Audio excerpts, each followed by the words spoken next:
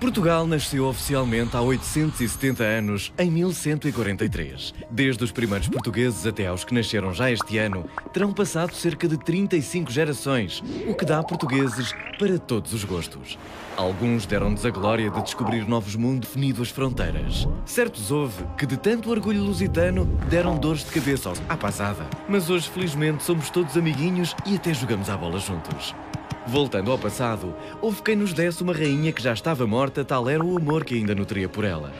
Alguns portugueses criaram a moda de fugir para o Brasil, tendência que, aliás, teve vários seguidores mesmo nos nossos dias. Muitos lutaram pelo país com espadas e bestas, outros com canhões e espingardas. Alguns preferiram munir-se de uma pena ou de uma caneta para nos reinventar a língua portuguesa com toda a genialidade.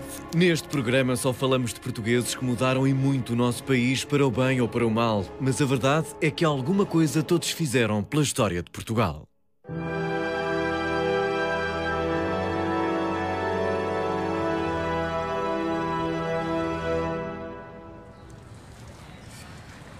Oh, Fernando, espero que não te importes que falemos de Aljubarrota de forma mais ligeira do que é habitual. Não, mas porquê é que dizes isso? Porque, pronto, vai ser uma abordagem um pouco académica a um momento tão marcante da nossa história. Mas lá por causa disso não vai cair o Carmo e a Trindade. Sabes porquê? Porque já caíram, repara. E já caíram em 1755. Mas apesar de ligeiros, vamos ser rigorosos. Claro. Falemos da crise de 1383-1385, onde se inclui a Batalha de Aljubarrota. E vamos falar da nossa famosa padeira. A Dona Brites de Almeida.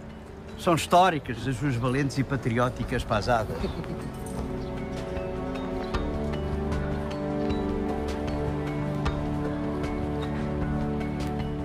E é por isso que cá viemos? Não, foi para conhecermos o responsável por esta crise. E quem foi, Fernando? Dom Fernando. Tu queres que eu trate por... Não, Dom Fernando, o nosso rei. Ok, já percebi. Este é o seu túmulo, que inicialmente esteve em Santarém, no convento de São Francisco. E Dom Fernando foi o responsável pela crise? Foi um dos responsáveis, mas a crise teve também uma dimensão internacional. Onde é que eu já ouvi isso? Ou se calhar vais dizer-me que na crise de 1383-85, o 85 se refere afinal a 2085. E sendo assim, nela entram os cavaleiros da Troika e a Imperatriz Senhora Dona Angela Merkel. É isso? Não. Ok, fiquemos pela Idade Média então. No fim do século XIV, a Europa foi devastada pela fome e pela peste negra, o que dizimou uma grande parte da sua população. Como havia menos pessoas para trabalhar, os senhores impuseram mais e mais trabalho aos camponeses, o que gerou várias revoltas populares. Para agravar a situação, Juntando a esta crise, uma crise dinástica. desde Dom Afonso Henriques, Bem caras a vários níveis. As guerras fernandinas. Isso. As duas primeiras contra Henrique II morre e sobe ao trono Dom Juan de Castelo. Com quem Dom Fernando luta e perde também. Estão sempre a perder. Já não jogo mais. Que era também o que Dom Fernando queria, terminar com a disputa. Sim, mas com custos para Portugal. Passa para... Dom Fernando assinou o Tratado de Salvaterra de Magos. Nele foi estipulado que a sua única filha com Dona Leonor, Dona Beatriz, se casaria com o rei de Castela, Dom Juan. Entretanto, caso Dom Fernando morresse, a sua mulher Dona Leonor seria a regente de Portugal, até que o filho de Dona Beatriz e Dom Juan atingisse os 14 anos. A coroa portuguesa passaria então a pertencer aos descendentes de Castela. E passados 6 meses, Dom Fernando morre mesmo. E torna-se regente Dona Leonor. Dona Leonor, que era detestada por muita gente na corte, em função dos maus conselhos que tinha dado a Dom Fernando nestas jogadas políticas. Sim, e também odiada pelo povo, que diziam que ela era, nada na mão, algo na manga, amante do condandeiro. Entretanto, duas alternativas credíveis existiam. Os meios-irmãos de Dom Fernando. Dom João Mestre Davis? E o outro, o infante Dom João de Portugal. Tão simples. Gostas mais do Dom João ou do Dom João? Vou preferir o Dom João. Olha, para facilitar as coisas, é melhor chamar a um Mestre Davis e ao outro Dom João de Portugal. O infante João de Portugal e o mestre de Avis eram irmãos do rei Dom Fernando. Os três eram filhos do rei Dom Pedro, mas Fernando era filho da primeira mulher de Dom Pedro, a rainha Dona Constança, enquanto que Dom João de Portugal era filho de Dona Inês. Já o mestre de Avis era filho ilegítimo de uma relação de Dom Pedro com uma aia, Teresa Lourenço. Mas como o mestre era filho ilegítimo, não era opção legal para o trono, correto? Precisamente. A alternativa mais credível a Dona Beatriz seria Dom João Infante de Portugal. Que era fruto da história entre Pedro e Inês, essa mistura de filme romântico com um de terror. Já a vida de Dom João de Portugal O que é que tem? daria uma novela com mais complexos enredos, nomeadamente a partir da fuga dele para Castela. Tipo telenovela venezuelana, mas dobrada para português do Brasil. Você sabe que Dom João de Portugal fugiu para Castela? Sei sim. Foi porque ele matou a mulher dele. Oh! O quê? Matou Maria Teles de Menezes, a irmã de Dona Leonor? Oh! A mulher de Dom João de Portugal era irmã de Dona Leonor? Era, mas vê a novela que é boa, embora não pareça. Mas por que Dom João de Portugal matou ela? O que será que passou na cabeça dele? Ele diz que ela estava o traindo, mas eu acho que ele queria mesmo era se livrar dela para casar com a sobrinha dele. Oh! Com a infanta Dona Beatriz, filha de Dom Fernando e Dona Leonor? Isso é maquiavélico. Mas assim ele iria ficar com o trono, porque era irmão do rei Dom Fernando e casado com a filha dele. Oh! Dona Leonor deve estar louca de raiva. Mas há quem diga que ela faz parte desse complô. Não acredito. Diz o povo. É mesmo? É, o povo odeia ela, né? Até dizem que é amante do Conde Andeiro. Oh! E o pai delas? Vai deixar Dom João se casar com a neta, Dona Beatriz? Não. Ele está perseguindo Dom João de Portugal. E por isso ele foi viver em Castela. Oh! Bem feito, aquele safado de Dom João de Portugal. Não merece ser rei, não. Ainda por cima foi viver em Castela. Vendido. A verdade é que o povo português estava descontente, porque via na possibilidade de Dom João ou de Dona Leonor a perda da nacionalidade. Mas quem é que os apoiava como hipótese para o trono? A nobreza, sobretudo aquela parte da nobreza que ora apoia um pretendente, ora o outro. Queres ver?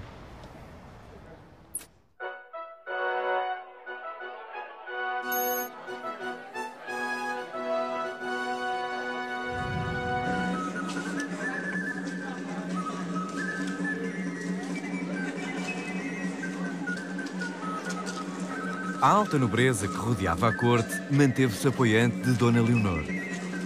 Curiosamente, a alta nobreza era constituída sobretudo por famílias galegas e castelhanas que há décadas se haviam refugiado em Portugal das guerras civis em Castela. Elas foram ganhando influência e poder na corte nacional com Dom Pedro e mais tarde com Dom Fernando e Dona Leonor Teles. É o caso das famílias Castro e, sobretudo, os Teles.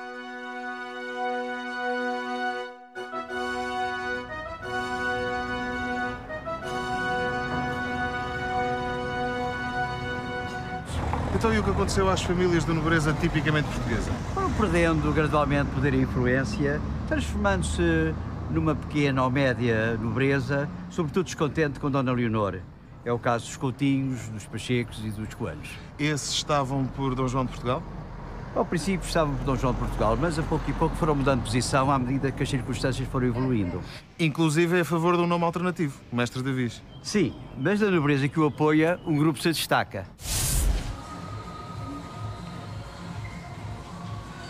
O grupo que mais apoiava o mestre Avis era constituído por jovens não primogénitos ou bastardos que tinham dificuldade de acesso ao património familiar.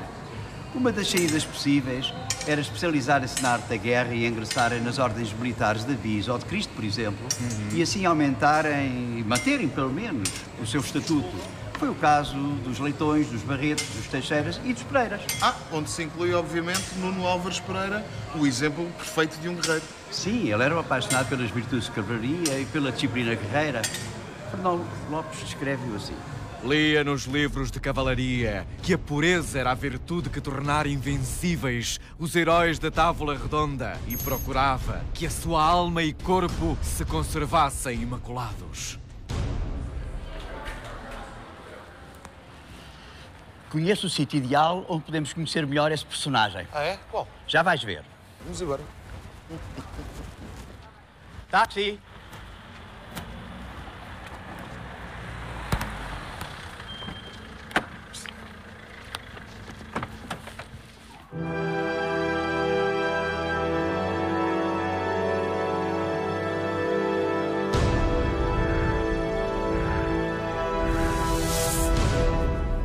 Foi o pai de Dom Nuno, Álvaro Gonçalves Pereira, que mandou erguer aqui no Crato o mosteiro de Santa Maria de Flor da Rosa. Embora não haja a certeza, parece que foi onde Dom Nuno nasceu. Isso aconteceu 24 anos antes da Revolução de 1383. Espera, ele tinha 24 anos quando se deu a Revolução? Era um puto. Sim, mas repara que o mestre Visto também na altura tinha 26 anos. Mas como é que com 26 anos se consegue planear uma revolução? Aí está, não foi ele o mentor. Ele, de resto, estava bastante reticente quanto aos acontecimentos. E quando é que isso tudo mudou? Neste momento, apresento o mestre Davis. E o outro, suponho que seja o indivíduo que planeou a revolução e que o convenceu. Álvaro Paes, chanceler-mor de Dom Pedro e de Dom Fernando. Chanceler-mor correspondia hoje a primeiro-ministro. Chanceler, lá está, eu bem te disse. Vais ver que a Merkel ainda aparece aí. O quê? Nada. Senhor, o trono de Portugal, só vós o mereceis. Tenho sérias dúvidas que o vosso plano resulte. Matar o condandeiro numa das suas visitas à rainha no Paço Real parece-me demasiado arriscado. O plano não só é possível, como é absolutamente necessário. Mas no Paço estão os homens fiéis ao conde. E os guardas da rainha são muito mais do que os homens que me acompanharão. Mas muito menos do que todo o povo de Lisboa que virá a correr em vosso auxílio, senhor. Ah, então este plano de gritar que o condandeiro matava o mestre quando o que se passava era exatamente o contrário é do Álvaro Paes. Exato. Se fizerdes o que vos digo, praticareis uma grande façanha e muito de louvar aos vindouros. Que assim seja.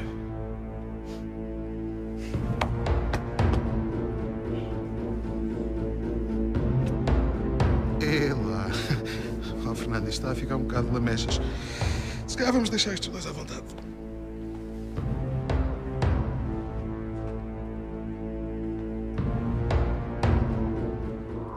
E aqui, onde hoje funciona o Centro de Estudos Judiciários, era o Paço Real onde tudo aconteceu. Foi onde o mestre Davis matou o condandeiro. Dando-se depois uma das melhores encenações políticas, ali embaixo na Sé, em que o pajem do mestre sai do paço a gritar: Matam o mestre! Matam o mestre nos passos da rainha! Acudi ao mestre que o matam! E as pessoas do povo entram em alvoroço. Oh, o que se passa? Hã? O quê? Quem mata o mestre? Quem mata o mestre? Entretanto, o próprio Álvaro Paes, que morava aqui perto da Sé, sai de sua casa com o seu cavalo a gritar. O próprio Álvaro Paes é que grita, não é o cavalo. Acudamos ao mestre, amigos! Acudamos ao mestre, que é filho de El Rei Dom Pedro! Não é nada inocente esta referência a Dom João como filho de Dom Pedro. Claro, é legitimar-lhe o trono. Onde é que nós íamos? Acudamos ao mestre, que é filho de El Rei Dom Pedro! Exato. Hã? Mas quem mata o mestre? Quem mata o mestre? É o condandeiro por mandado da rainha! E uma multidão juntou-se no paço, preocupada com o mestre, até que ele chega e diz: Amigos, sossegai, que eu estou vivo e são, a Deus graças.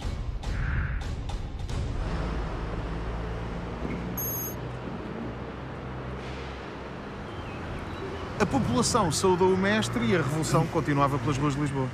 Final feliz. Exceto para o bispo aqui da Sé, que foi morto porque não quis repicar os sinos em homenagem ao mestre.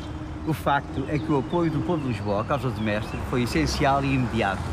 O povo fez algo pela história. E esse apoio generalizou-se logo pelo resto do país. Depois do apoio imediato da cidade de Lisboa, o mestre é aclamado em janeiro pelo povo de Almada e do Porto e em maio em Coimbra. No Alentejo, dá-se uma autêntica insurreição com as populações de Porto Alegre, Estremoz, Beja e Évora a assaltarem os castelos.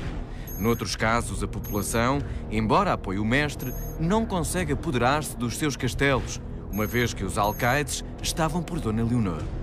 Noutras povoações ainda, a população e o respectivo castelo aderem-se em luta ao mestre. Podemos dizer então que o povo foi o grande apoiante à causa do mestre. Foi o grande impulsionador, mas já vimos que uma parte da nobreza também o apoia. Sim, e homens letrados, como o Álvaro Paes. Na verdade, rapidamente, o apoio ao mestre vai sendo transversal a todas as classes sociais. constituindo um símbolo de união e de consciência da identidade nacional. Viva o mestre! Mas há que destacar dois importantes personagens que foram importantíssimos para a causa do mestre. Viva o mestre! Viva o mestre! Viva o mestre! Viva o mestre! Os dois mais importantes apoiantes da causa do mestre foram Dom Nuno Álvares Pereira, que será o condestável do mestre, ou seja, o chefe do seu exército, e João das Regras, cujo papel nas Cortes de Coimbra foi determinante e que será o chanceler do reino. Tal como Álvaro Paes fora de Dom Pedro e de Dom Fernando. Álvaro Paes foi precisamente o padrasto de João das Regras. Ah, bom, não foi tal pai, tal filho, mas foi tal padrasto, tal enteado. Espera, estamos muito adiantados na história. Hã? Precisamos andar para trás na história. Como fazemos isso? Ah, rebobinemos então.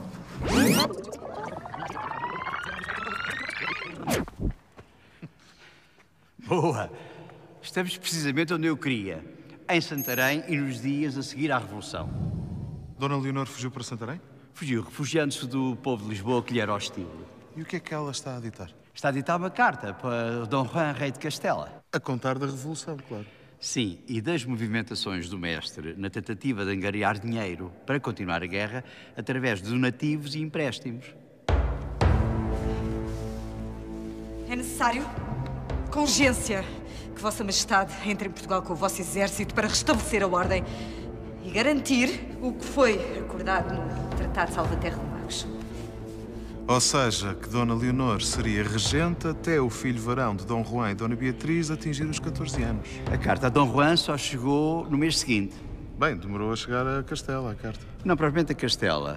Ele já estava em Portugal, ali na zona da Guarda, com os seus exércitos.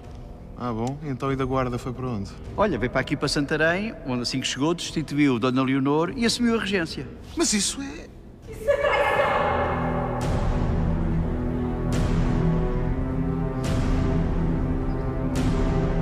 Isso viola o tratado!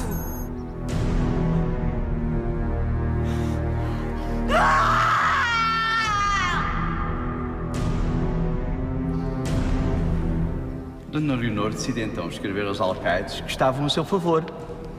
Pois, para que não entregassem os seus castelos a Dom Juan. Precisamente. Mas Dona Leonor começa a conspirar contra Dom Juan, é descoberta e é presa pelos castelhanos.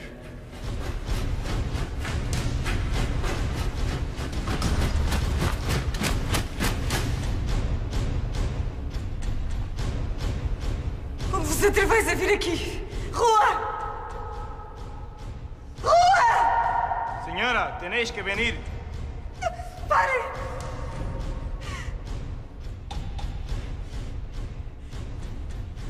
Sou a Rainha de Portugal! E Dom Juan passa a denominar-se abertamente Rei de Portugal. E não só, rei de Portugal, de Leão, Castela, Galiza e Toledo. E a Dona Leonor morre dali a 2 anos. Sim, morre internada no Mosteiro de Tordesilhas, perto de Valladolid. Depois de Dom Juan querer assumir a regência, é inevitável a crise política ter uma solução militar. Os exércitos de Castela e os do Mestre têm ações por todo o país para tomar o poder sobre as populações.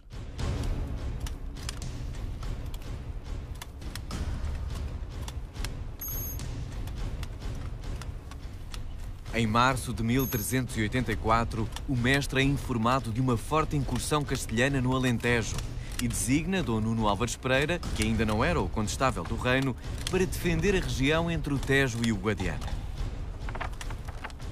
Escolhe 200 cavaleiros de Lisboa, dos quais 40 da primeira nobreza, e junta à tua hoste 1000 homens a pé.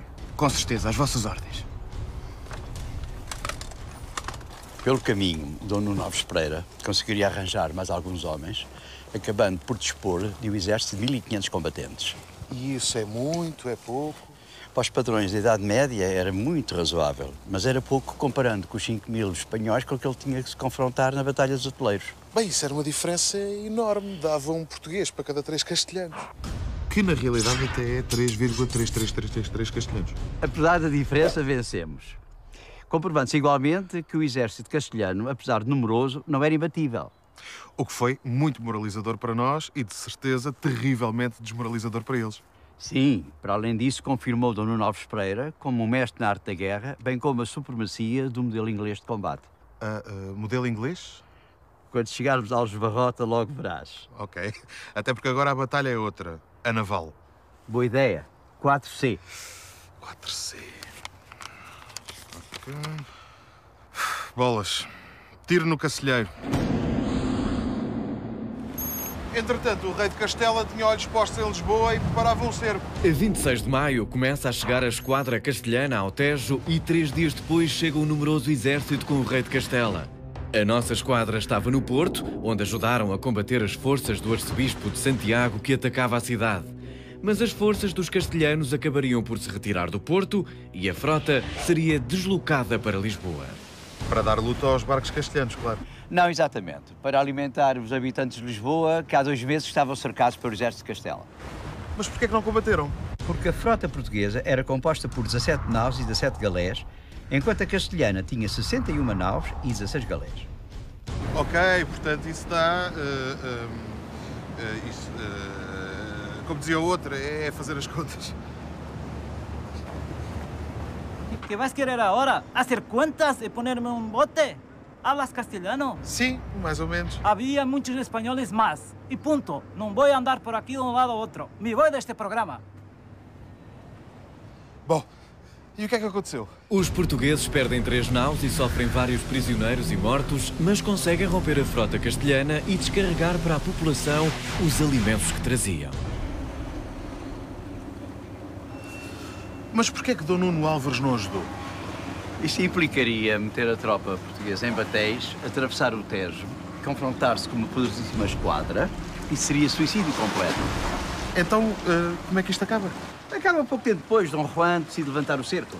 Ah, pois, estava difícil que a população se rendesse. A causa não foi bem essa. Então qual foi? Foi a emergência de um surto de peste negra que chegou a matar 200 homens por dia. A peste negra era mesmo uma peste. Sim, foi um flagelo que assolou a Europa. Aliás, de resto, muito bem descrita pelo poeta italiano Boccaccio. Para dar sepultura à grande quantidade de corpos, não era suficiente a terra já sagrada junto às igrejas. Por isso, passaram-se a edificar igrejas nos cemitérios. Punham-se nessas igrejas às centenas os cadáveres que iam chegando e eles eram empilhados, como as mercadorias nos navios. Afastados momentaneamente dos combates com Castela, o Partido Mestre prepara-se para a batalha política. Táxi!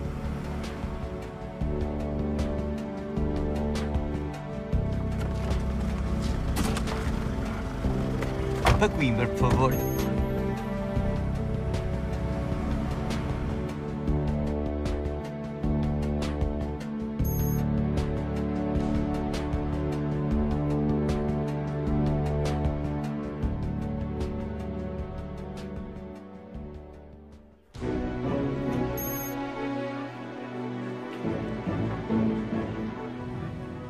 As Cortes de Coimbra? Precisamente.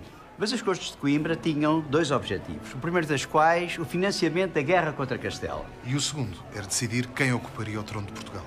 Sim, mas havia 3 opções. A primeira das quais, o infante Dom João de Portugal. A segunda, o rei de Castela. E a terceira, o mestre Davis. Todavia, embora grande parte da nobreza tivesse contra o rei de Castela, isso não significava que necessariamente estivesse a favor do mestre Davis. E é aqui que entra o Dr. João das Regras para defender brilhantemente o mestre. Exatamente. E defendeu sem nunca ter mencionado o seu nome. Quanto ao rei de Castela, é cismático e excomungado por apoiar Clemente VII contra Urbano VI. O grande cisma, que foi quando basicamente havia 2 papas, o de Roma e o de Avinhão, certo? Exatamente. Como poderá alguém ser governado por Castela quando os seus aliados franceses são fiéis a Avinhão? Vamos trair o único e legítimo Papa, o de Roma? Vamos renunciar à nossa fé? Portanto, 1-0. Ganha o João das Regras a Dom Juan.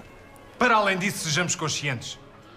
Os maus costumes de Dona Leonor Teles não nos dão a certeza sobre a legitimidade de Dona Beatriz. Há aqui alguns que não concordam. Sim, mas a maioria estava contra o rei de Castela. Mas o mais difícil estava para vir, que era demonstrar igualmente que o infante Dom João também não merecia herdar o trono. Ele que tinha muito mais apoios entre a nobreza. Sem dúvida. Quanto ao infante Dom João, é bastardo. Porque jamais o seu pai, El Rei Dom Pedro, se casou com Dona Inês de Castro. Alto. Deveis ter tento nessa língua. Bastardo sois vós. Calma. Devemos todos ter muito mais calma. É lá que isto está a ficar pesado. Ele foi falar de Dom Pedro e Dona Inês de Castro. Sim, essa é a velha questão. Saber se o seu casamento secreto foi ou não verdadeiro. E se dúvidas existem quanto ao facto de serem ilegítimos, aqui tenho as provas.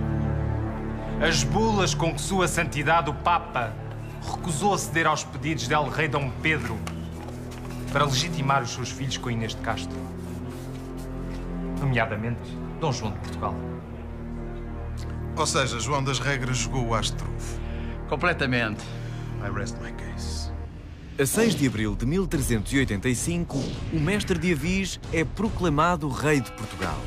No dia seguinte, Dom João atribuiu a Dom Nuno Álvares Pereira o papel de condestável.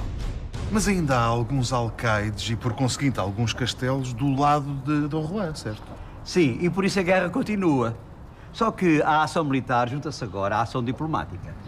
Para ser reconhecido como rei, Dom João envia embaixadores a todas as vilas e cidades portuguesas, bem como a Roma, onde está o Papa. Envia também um embaixador à Inglaterra, não só para obter o seu reconhecimento enquanto rei, mas também para pedir o auxílio militar ao rei de Inglaterra. E porquê que a Inglaterra deveria ajudar Portugal? Porque Duque de Lencastre era tio do rei inglês. E era, desde há muito tempo, pretendente ao trono de Castela. Espera aí, Duque de Lencastre? Deve ter alguma coisa a ver com a Filipa de Lencastre, que viria a ser mulher de Dom João I. Sim, era pai dela. Só que este pedido de auxílio teve a ver com novas movimentações castelhanas. Dom Juan prepara um segundo cerco a Lisboa, desta vez mais poderoso. Em maio, a frota de Castela encontra-se já formada em frente à cidade. Em julho, um numeroso exército encabeçado por Dom Juan entra em Portugal, dirigindo-se pela Estrada da Beira rumo à capital.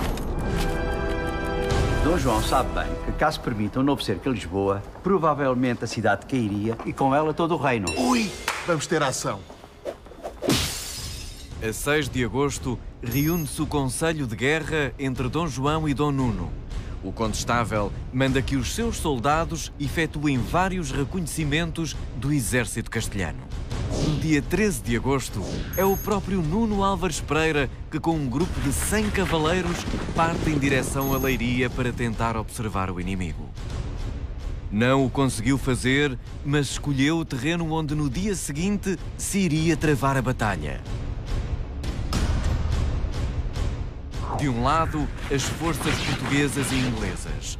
Do outro, o muito mais numeroso exército espanhol e francês. Mas até que ponto a escolha do terreno era importante? Ó Borges, isso era fundamental, até pelas exigências da aplicação do modelo inglês de combate.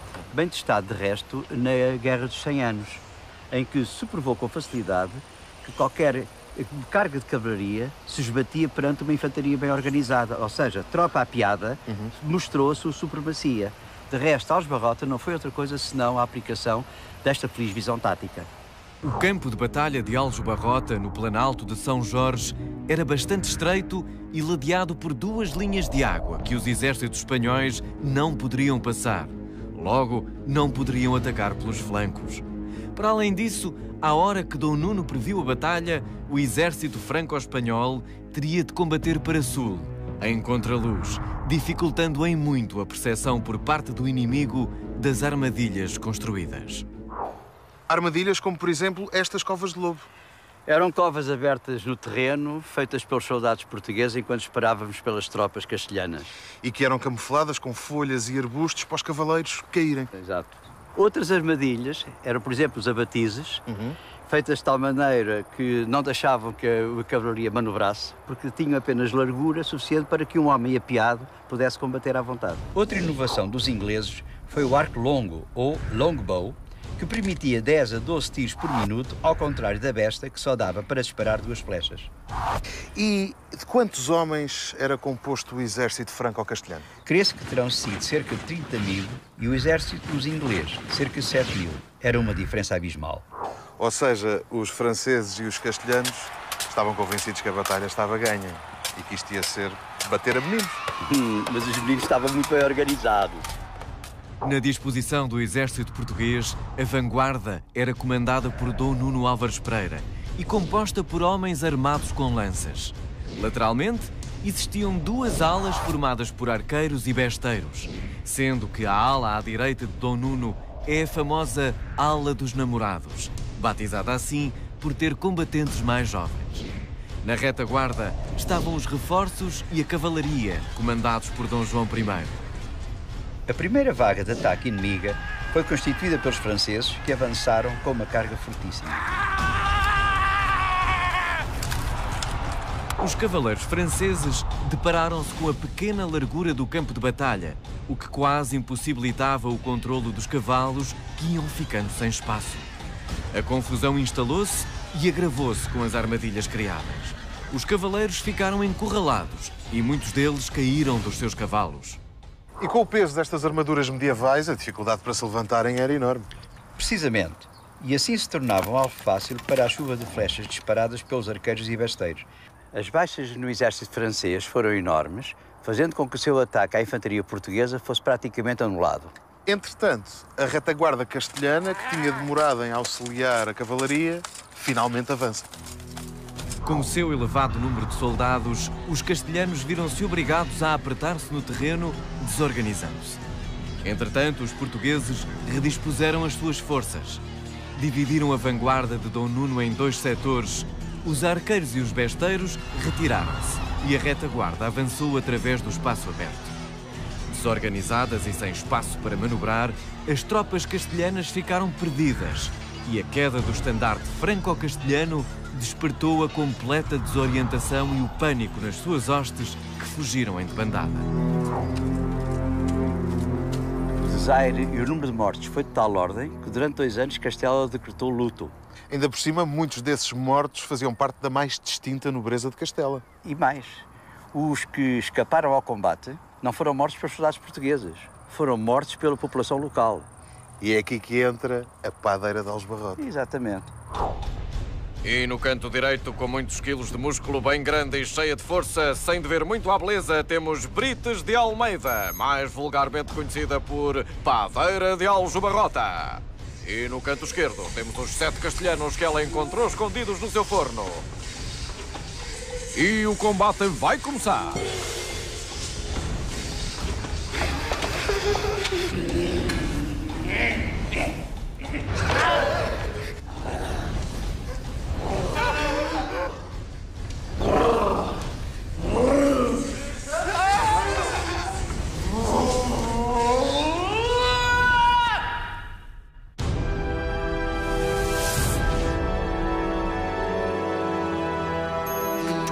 E Dona Brites de Almeida, a padeira de Aljubarrota, será mito ou realidade?